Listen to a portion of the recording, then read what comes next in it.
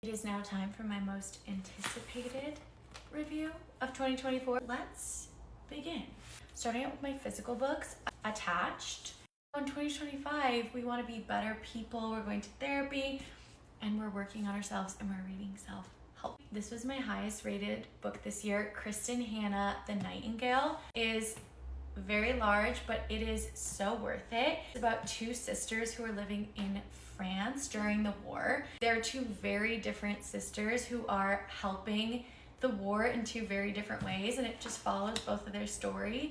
Even if you don't like history, I think this is just such a fantastic book, and it's kind of different from everything else I read this year, which is more fantasy. I definitely recommend The Nightingale. Court of Wings and Ruin by Sarah J. Maas. I abandoned this book in 2021 and Jill convinced me to pick it back up. I don't like reading about war. I struggled to get through this. It was okay. After Mist and Fury, I just did not like the books. Of Frost and Starlight, Sarah J. Maas. This is a novella, so it's not technically a book. I read it in like 2 days. It's like a little Christmas special kind of leading up to Nesta and Cassian. And it's kind of your last moments with Feyre as your narrator. I gave it 3 stars again. This is a 3-star season. Court of Silver Flames, which I have been looking forward to because I heard across the board, across Book Talk, this is the spiciest, this is the best book. I despise this book. I despise Nesta as a narrator. Cassian, I like him. Everyone's like, finish the book for Cassian. What was the point of this book? It was so unrealistic. I hated the little Hunger Games thing that they had going on. I just didn't like it. Honestly, I give it a 3 because it was like 800 pages and I wanted to feel like I did something, but I hated this book and I cannot wait for the next book, and I hope it's Elaine. Into a bit of a palate cleanser era. I looked up on Book Talk books that are really, really weird with unreliable narrators because I just wanted to be confused. A Touch of Jen. It is super strange. It's kind of sci-fi. It's about this couple that has this mutual infatuation with this guy's ex-coworker. She comes back into his life. It's a whole story. It's a whole thing. It's really, really weird, but I read it in like 3 days. I gave it 3 stars. I thought it was really interesting and I thought it was really weird, which is what I wanted.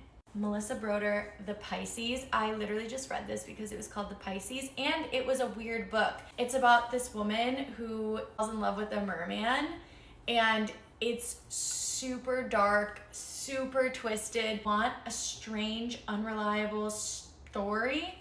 This is it. Maud Ventura, My Husband. It's about this woman who is obsessed with her husband. She's obsessed with having like her husband be in love with her, having this perfect life. But it's like unreliable narrator. It's unlikable narrator. It is very interesting. I give it 3 stars. Then I read The Valley of the Dolls, which is a classic. I gave it, I think, 4 out of 5 stars. It's about these 3 women in New York City who are like breaking into Hollywood and they all have these different stories and they're all really, really, really dark, twisted, and scary. It's amazing. It's a classic for a reason and I definitely recommend if you have not read yet. Normal People, Sally Rooney.